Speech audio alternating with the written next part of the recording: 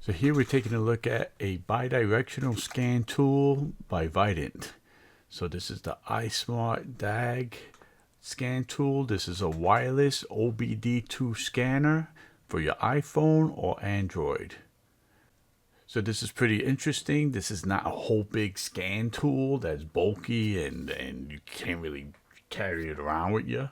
But with this older car that I bought, I have a little bit of peace of mind having this in the glove box ready to go with the app that is right on my phone. Easy to use. First time you plug it in, you have to have connection to wireless connection so that you could download all the updates and connect the scanner to the app. Pretty easy to do, and you have all these options to do tests, monitor the car. You're avoiding trips to the garage for maintenance tasks like brake fluid changes, throttle body replacements. They have AC relearn, airbag reset. You know, if you're really into doing mechanical work on your car, this is a great tool to have. And it also has a live scan system. This way you can see your battery voltage in real time and other stuff in real time, which if you're a mechanic or know a little bit of something about automotive stuff, you know what the scanner can do for you.